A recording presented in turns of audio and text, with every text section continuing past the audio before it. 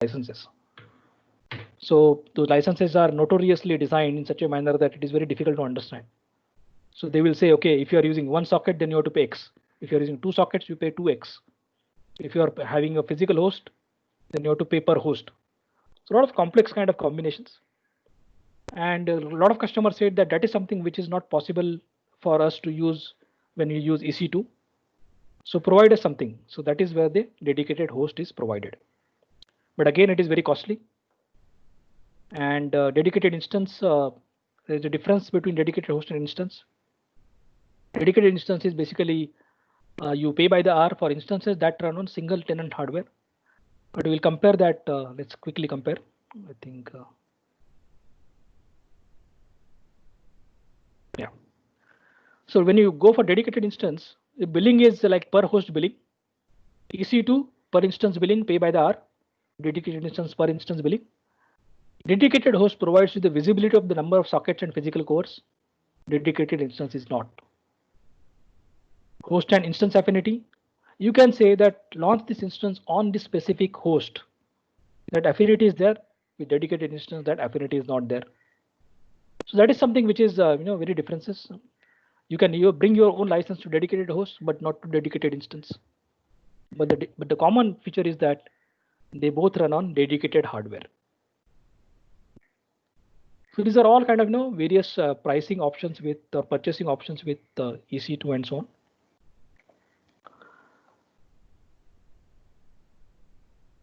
So just before we wind up for today, just want to mention one thing about Spot. Also, it is possible to create something known as Spot fleet or Spot blocks. Let's talk about Spot blocks. I said earlier that Spot instances, when you run Spot instance, then you basically can get a termination notice from AWS by giving you 2 minutes death warrant. But if you want a kind of a block, then it provides Spot block. You can run Spot instances without interruption in a block of 1 to 6 hours. So that is really ideal. This is again based on the customer feedbacks they have given this provision. So I say that I want to run this instance on 30th of each month for 3 hours. So instead of on demand, I'm going to use Spot block, and I'm going to save the money because Spot block and Spot instances are comparatively very cheap compared to on demand instances.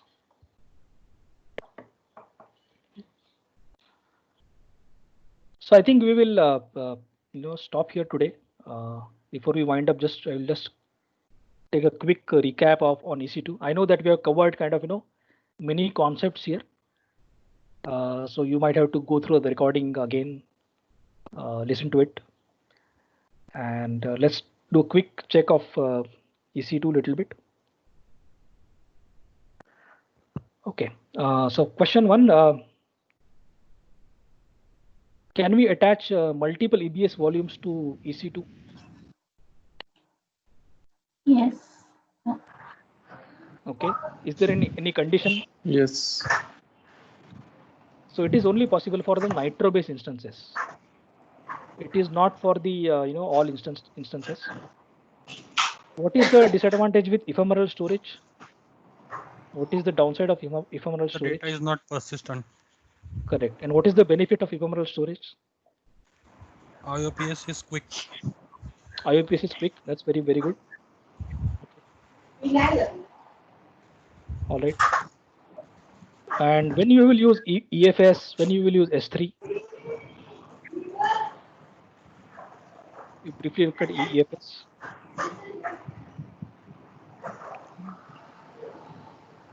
So EFS is nothing but shared kind of content drive. So that is something. Yes, EFS is share file for instance. One is saying Tripathi is saying yes, EFS share file for instance, but multiple instances with locking feature. Can I use EBS from my laptop? If I want to use EBS volume from my laptop? No. No, it is not possible. EC2. Yeah, it is kind of slightly tightly coupled with EC2. Okay. Then what is when you will use dedicated host?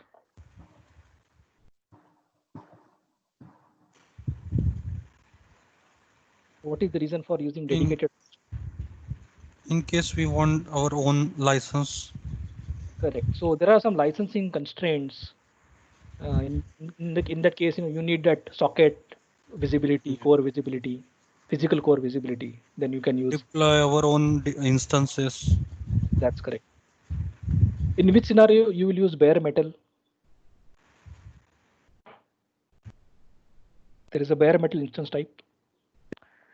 Now, bare metal is something which is used in case if you want to, get access to the underlying hardware directly, especially this virtualization softwares. If you want to use your own virtualization and you want to exploit the underlying hardware features directly, that is something which you can use.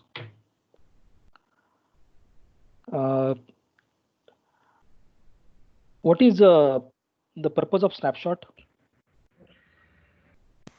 To make an exact copy of the EBS. That's correct. So you can basically take EBS snapshot. You can encrypt your EBS snapshots as well. You can encrypt your EBS volume. What are the different to take types? a backup. Yeah, that's correct.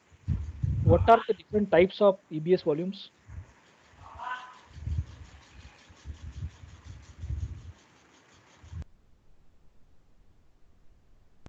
So different types are primarily, one is SSD based, another is HDD based. You have general purpose, which provides you IOPS, and then we have provision IOPS where you can specify how many IOPS you want. So that is the difference. And then you have this HDD, which is like more like throughput driven. If you are interested in more like dealing with large amount of data instead of latency, then you should use throughput oriented EBS volumes. What is the maximum size of EBS volume?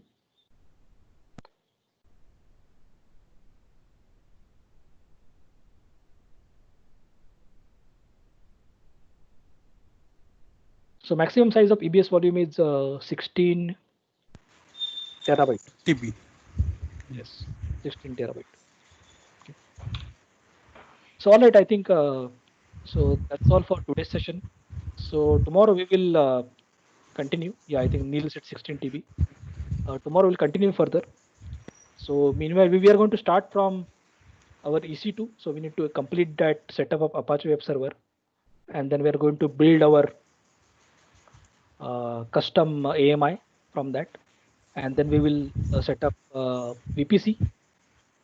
We will set up the complete infrastructure. So the idea is basically first create an infrastructure, because that's a typical kind of flow of working with AWS. So we are going to set up typical infrastructure, and then we are going to change the track to the development and other services. Okay.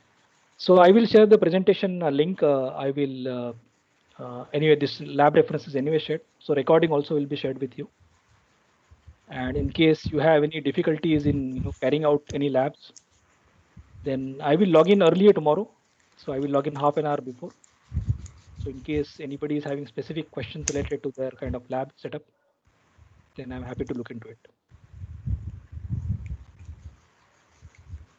So I think any questions? So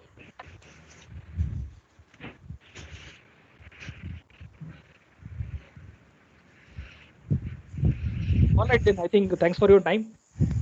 Thank you. It was useful, and I will see you tomorrow. Thank you. Thank you. Thank you. Yeah. Thank you.